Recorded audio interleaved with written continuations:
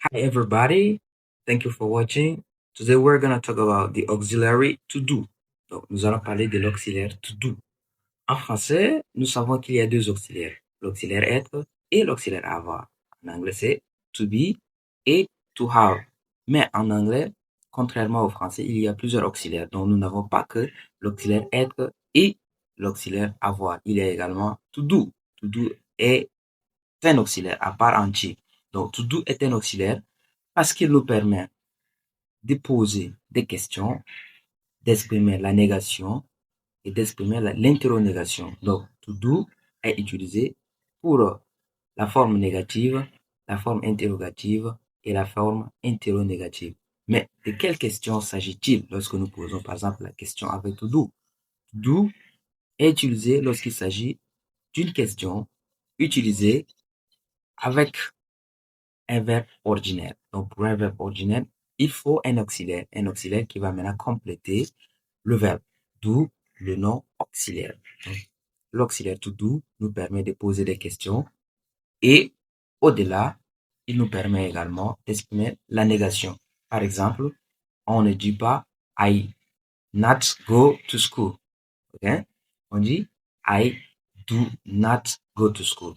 I don't go to school. Okay? L'auxiliaire to do peut nous permettre d'exprimer la négation. Par exemple, on dit I don't eat. I do not eat. Je ne mange pas. On ne peut pas dire I not eat. Non, ça ne se dit pas comme ça parce que eat est un verbe ordinaire. Donc, pour exprimer la négation avec it, il nous faut l'auxiliaire. Donc, l'auxiliaire ici, c'est to do. Donc, to do, c'est do not lorsqu'il s'agit de la négation. Maintenant, il y a la forme contractée qui est don't. Pour toutes les personnes, on dit do not. OK? Do not. Mais à la troisième personne du singulier, on dit does not. Donc, pour conjuguer to do, on dit I do. I do. You do. He, she, it does. We do. You do.